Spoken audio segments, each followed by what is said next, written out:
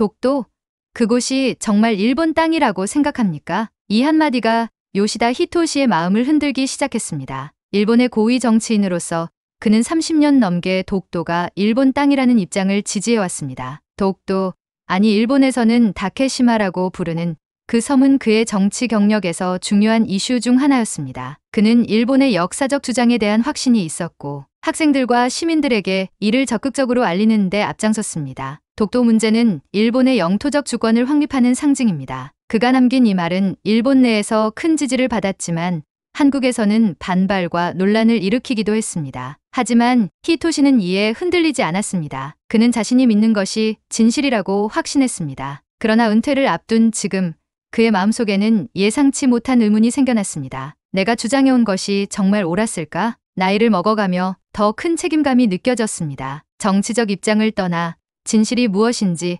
직접 확인하고 싶다는 마음이 들기 시작한 것입니다. 어느 날 히토시는 한국 정부의 초청을 받았습니다. 독도를 직접 방문해보고 한국의 입장과 역사적 자료를 확인하는 기회를 제공하겠다는 것이었습니다. 이 초청은 그에게 큰 도전이었습니다. 그는 처음엔 이를 거절하려 했습니다. 한국이 독도에서 일본 영토라는 우리의 입장을 무너뜨리려고 하는 것이 분명하다. 그러나 점점 그의 마음이 흔들렸습니다. 주변 참모들은 말렸습니다. 선생님, 한국에 갈 필요가 없습니다. 가는 순간 그들은 선생님을 설득하려고 들 것입니다. 하지만 그는 오히려 이를 반박하며 말했다. 내가 틀리지 않았다면 한국의 주장이 얼마나 허황된지 내 눈으로 확인할 수 있을 것이다. 결국 그는 초청을 수락했습니다. 이 여행은 단순한 방문이 아니라 그의 정치 인생을 마무리하는 상징적인 여정이었습니다. 그는 이를 마지막 미션이라고 불렀습니다. 한국에 도착한 히토시는 여러 가지 면에서 놀랐습니다. 생각했던 것보다 한국은 훨씬 현대적이군. 서울의 빌딩 숲과 질서 정연한 거리, 그리고 공항에서 만난 사람들의 친절함은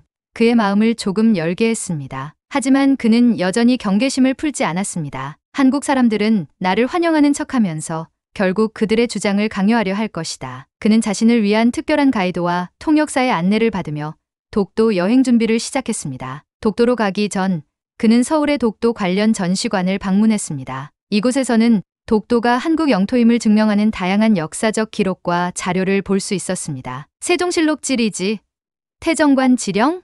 이게 뭐지? 그는 한국 측에서 제시한 역사적 자료들을 처음으로 접하며 혼란을 느꼈습니다. 일본에서도 이런 내용을 가르치지 않았는데, 하지만 그는 여전히 이를 단순히 한국의 일방적인 주장이라며 무시하려 했습니다. 다음 날 아침, 히토시는 독도로 향하는 배에 올랐습니다. 파도가 약간 거칠었지만 독도로 가는 길은 아름다웠습니다. 맑은 하늘과 푸른 바다, 그리고 멀리 보이는 독도의 윤곽이 그를 잠시 말을 잃게 만들었습니다. 저기가 바로 독도인가? 그가 바라본 독도는 단순한 섬이 아니었습니다. 파도에 깎인 암석들과 생생한 자연, 그리고 그곳에서 자신을 기다리고 있는 한국 수비대와 주민 한 명이 그의 눈에 들어왔습니다. 배가 독도에 도착하자 그는 한국 수비대의 안내를 받으며 섬에 발을 내디뎠습니다. 이 섬이 그렇게 중요한가? 하지만 그는 곧 그 중요성을 느끼게 되었습니다. 독도 경비대는 그를 환대하며 독도를 둘러볼 수 있도록 안내했습니다. 경비대원들은 독도를 지키기 위해 바다 위에서 고군분투하며 살아가는 이야기를 들려주었습니다. 여기까지 오신 것을 환영합니다. 이 섬은 한국인들에게 단순한 땅 이상의 의미를 가지고 있습니다. 독도에서 만난 한국인 주민과 연구자들은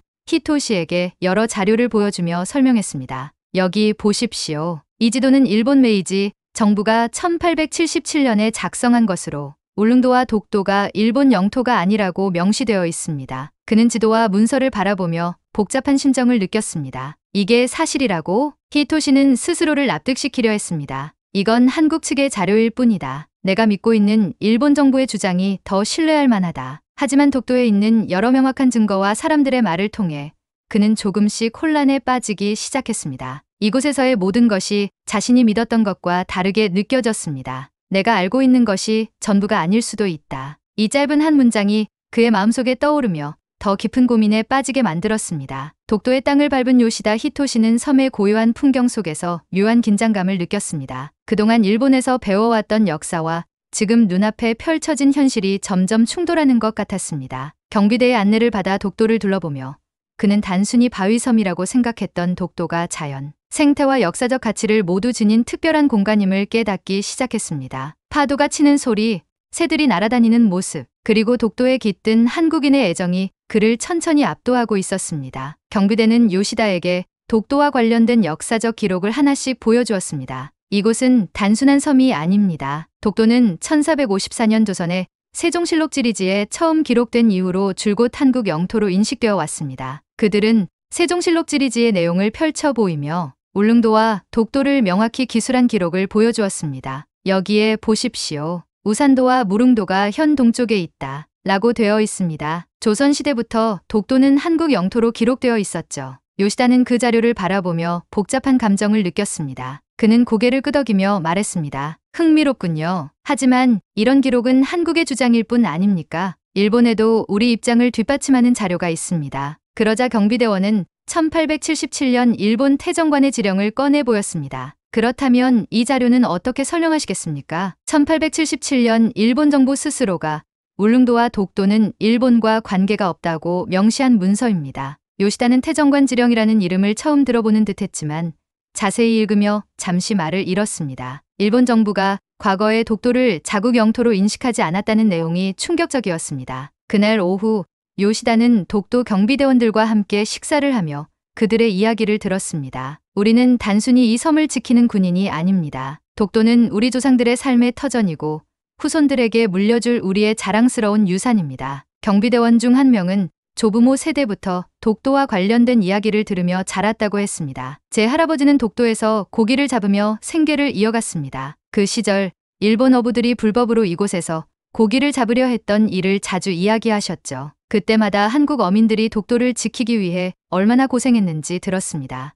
요시다는 그들의 이야기를 들으며 독도가 단순히 땅의 문제가 아니라 사람들의 삶과 연결된 중요한 의미를 가진다는 것을 느꼈습니다. 이 섬을 지키는데 이토록 많은 열정이 담겨 있다니. 다음 날 요시다는 독도와 울릉도에 위치한 연구소를 방문했습니다. 연구소에서 한국 연구원들은 독도의 생태와 역사적 자료를 통해 섬의 가치를 설명했습니다. 독도는 생태학적으로도 중요한 의미를 가지고 있습니다. 이곳에는 한국에서만 볼 수 있는 고유한 해양 생물들이 서식하고 있습니다. 연구원들은 그에게 독도와 울릉도 사이의 해저 지형도를 보여주며 독도가 울릉도와 같은 해양 지질 구조를 공유하고 있다는 점을 설명했습니다. 이 지형도는 독도가 지리학적으로도 한국의 영토임을 입증하는 중요한 자료입니다. 요시다는 자료를 보며 고개를 숙였습니다. 일본에서는 이런 내용이 가르쳐지지 않았습니다. 나는 이런 자료가 있는지도 몰랐어요. 연구소에서는 일본에서도 쉽게 접할 수 있는 지도와 문서도 제시했습니다. 메이지 시대의 일본 지도에서도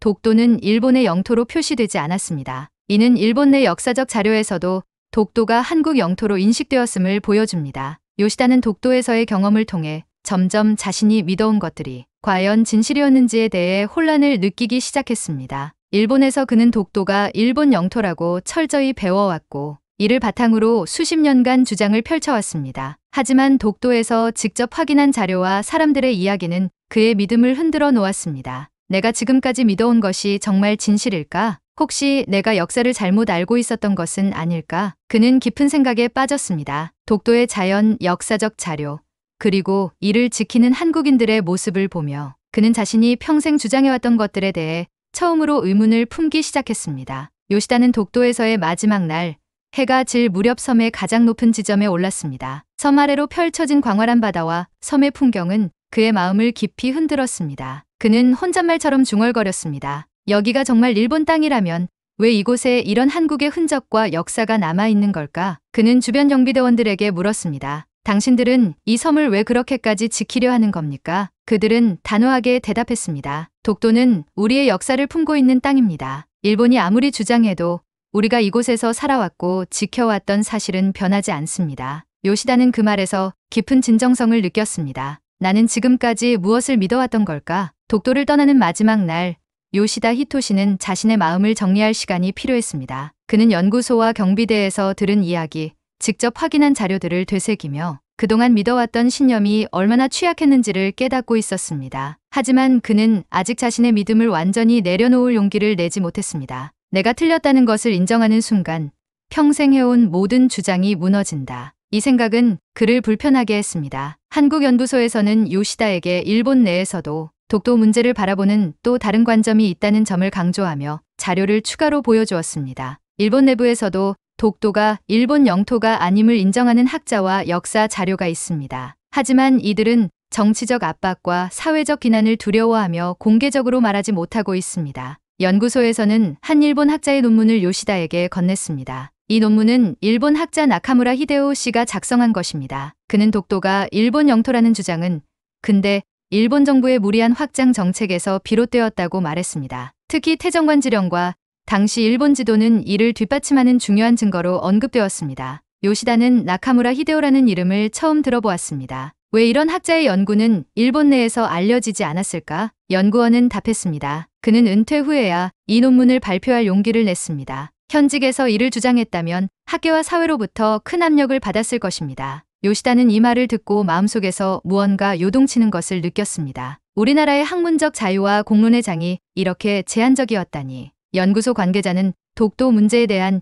일본 정부의 전략적 접근 방식도 요시다에게 설명했습니다. 일본 정부는 독도 문제를 국내 정치의 도구로 사용해왔습니다. 일본 국민의 단합을 유도하거나 국제사회에서 영토, 분쟁의 이슈로 주목받기 위해 독도를 반복적으로 언급했습니다. 그는 이런 설명이 사실일지 의심했지만 제시된 자료는 이를 뒷받침하고 있었습니다. 1950년대 이후 일본 정부는 독도를 일본 영토라고 주장하며 국제사회에 꾸준히 알리고 있지만 실제로 이를 뒷받침하는 역사적 자료는 거의 없습니다. 요시다는 자료를 읽으며 정치적 의도가 일본 국민들에게 얼마나 많은 영향을 끼쳤는지 처음으로 깨달았습니다. 내가 주장했던 것이 단순히 국민의 지지를 얻기 위한 도구였을 수도 있다니. 그렇다면 나는 국민들에게 진실이 아닌 것을 말해온 셈인가? 연구소는 마지막으로 독도가 국제사회에서 갖는 환경적, 지정학적 중요성을 설명했습니다. 독도는 단순한 섬이 아니라 동해의 중요한 해양 생태계를 이루는 중심지입니다. 또한 독도를 중심으로 한 해양 경제구역은 한국과 일본 양국에 막대한 자원을 제공합니다. 요시다는 독도 주변 해양 자원의 데이터를 살펴보며 또 다른 현실을 깨달았습니다. 그렇다면 일본의 독도 주장은 단순한 역사적 논쟁이 아니라 자원을 둘러싼 경제적 이익 때문이라는 말인가? 그는 국제적 시각에서 독도를 다시 바라보기 시작했습니다. 독도는 단순히 한국과 일본의 영토 문제가 아니라 국제적 관점에서의 생태와 경제의 중심지로서 중요한 의미를 지니고 있었습니다. 요시다는 연구소를 떠나기 전 또 하나의 충격적인 자료를 접했습니다. 이는 일본 내 국립도서관에서 발견된 19세기 초의 문서였습니다. 이 문서는 일본의 지방관리가 조선 정부에 보낸 편지입니다. 내용은 독도와 울릉도가 조선 영토임을 인정하며 양국 어민들 간의 분쟁을 피하려는 의도가 담겨 있습니다. 그는 문서를 읽으며 충격을 받았습니다. 이런 문서가 존재했다면 왜 일본 국민들은 이를 알지 못했을까? 연구원은 대답했습니다. 이 자료들은 일본 내에서도 특정 학자나 연구자들만 알고 있는 경우가 많습니다. 정부는 이런 자료를 대중에게 공개하는데 소극적입니다. 독도를 떠나기 전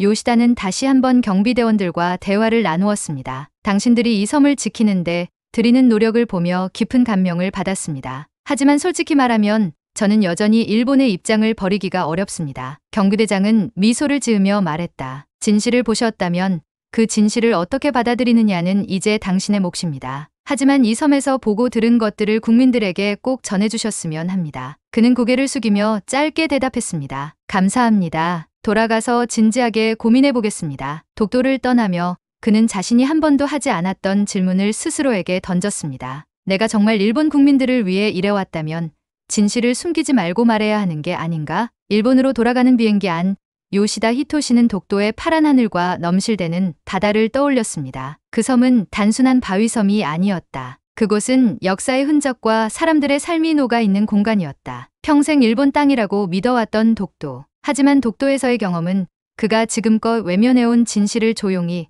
그러나 강하게 깨닫게 했습니다. 도쿄에 도착한 그는 평소와 다른 일상을 시작했습니다. 회의와 인터뷰 요청을 모두 거절하며 독도에서 가져온 자료와 메모들을 꺼내 정리하기 시작했습니다. 내가 보고 들은 것을 부정할 수 없다. 하지만 이를 인정하기란 얼마나 어려운 일인가. 책상 위에는 한국연구소에서 받은 자료와 지도들이 쌓여 있었습니다. 특히 일본 태정관 지령과 메이지 시대 지도는 그를 깊은 생각에 빠뜨렸습니다. 우리가 독도를 일본 영토로 주장하기 시작한 것은 단지 20세기 초의 일이었다. 하지만 왜 국민들에게는 마치 독도가 늘 일본 땅이었다고 가르쳤을까? 그는 점점 자신이 걸어온 길과 일본 정부가 국민들에게 말해온 이야기의 간극을 뼈아프게 깨달았습니다. 요시다는 혼자 고민하기엔 너무 버거워져 아내와 아들에게 독도에서의 경험을 털어놓았습니다. 여보, 내가 독도에서 보고 들은 것이 지금까지 내가 믿어온 것과 너무 다르오. 그 섬은 그들에게 단순한 땅이 아니었어. 아내는 조심스레 물었습니다. 그렇다면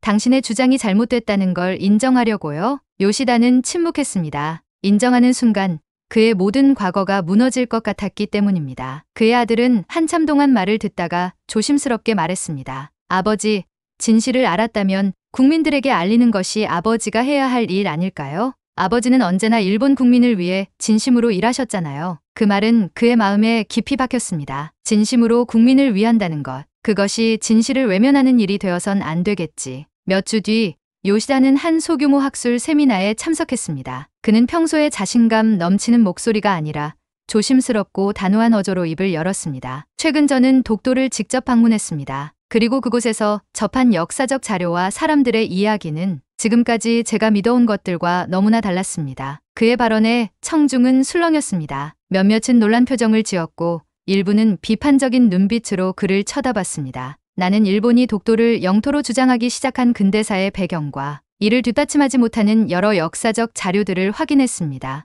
일본의 태정관 지령과 메이지 시대 지도는 독도가 일본 영토가 아님을 명확히 보여줍니다. 그의 발언은 청중들을 충격에 빠뜨렸습니다. 한 기자가 일어나 물었습니다. 그렇다면 독도가 일본 땅이 아니라고 주장하는 겁니까? 요시다는 한숨을 내쉬며 답했습니다. 저는 지금까지 국민들에게 완전한 진실을 말하지 못했을 가능성이 있음을 인정합니다. 이제는 이를 바로잡아야 할 때라고 생각합니다. 그의 발언은 언론을 통해 빠르게 퍼졌습니다. 일부 보수 언론은 요시다 히토시, 독도에서 마음을 바꾸다라는 제목으로 비난 기사를 냈습니다. 평생 일본 영토를 주장했던 요시다, 은퇴 직전 국민을 배신하다. 그러나 반대로 젊은 세대와 양심적인 학자들은 그를 지지하기 시작했습니다. 진실을 말하는데 늦은 때란 없다. 그의 용기는 일본 정치계에 새바람을 불러올 것이다. 요시다는 것은 비판과 지지 사이에서 흔들리지 않았습니다. 나는 단지 진실을 알았을 뿐이다. 그리고 국민들에게 이 진실을 알릴 책임이 있다. 요시다는 독도에서의 경험과 깨달음을 담아 책을 집필하기로 결심했습니다. 독도, 내가 본 진실이라는 제목의 책은 일본에서 출간되며 큰 화제를 불러일으켰습니다. 책 속에서 그는 독도에서 만난 경비대원과 주민들, 그리고 연구소에서 확인한 자료들을 세세히 기록했습니다. 나는 이 섬이 단순히 땅이 아니라 그곳을 지키는 사람들의 삶과 역사의 무게를 품고 있다는 것을 깨달았다. 그의 책은 일본 내에서 큰 논란을 불러일으켰지만 동시에 많은 사람들에게 독도 문제에 대해 다시 한번 고민할 기회를 주었습니다. 책 출간 후 일본 내에서도 독도에 대한 균형 잡힌 시각을 요구하는 목소리가 점차 커지기 시작했습니다. 우리도 이제 진실을 배워야 한다. 독도는 단순한 논쟁거리가 아니다. 우리는 역사를 올바르게 배워야 한다. 요시다는 자신의 변화가 일본 사회의 작은 변화를 일으키고 있음을 느꼈습니다. 그는 말했다. 내가 한 명의 정치인으로서 국민들에게 진실을 숨겼던 것이 가장 큰 실수였다. 이제 남은 생애는 이 진실을 알리는 데 바칠 것이다. 몇 년 후 요시다는 다시 한번 독도를 방문했습니다. 그는 자신이 변화할 수 있도록 용기를 준 그 섬에 다시 서며 조용히 중얼거렸습니다. 진실을 알게 되어 다행이다. 그리고 이 섬에서 그것을 배울 수 있어 감사하다. 독도의 맑은 하늘 아래 그는 처음으로 진실을 마주한 자신의 모습이 부끄럽지 않다고 느꼈습니다. 요시다는 이후에도 독도와 관련된 학술 행사와 국제회의에 참석하며 자신의 이야기를 전했습니다. 그는 독도가 단순한 땅이 아니라 역사와 인간의 존엄성이 얽힌 중요한 상징임을 강조했습니다. 그의 여정은 단순히 독도 문제를 넘어서 일본과 한국이 진정으로 화해하고 협력하는 길을 모색하는 데 기여하게 되었습니다. 이번 사연은 여기까지입니다. 이 사연이 마음에 드셨다면 구독과 좋아요, 그리고 알림 설정 부탁드릴게요. 앞으로도 더욱 감동적이고 더욱 나은 영상이 될 수 있도록 노력하는 감동향기가 되겠습니다. 끝까지 영상을 시청해주셔서 감사합니다.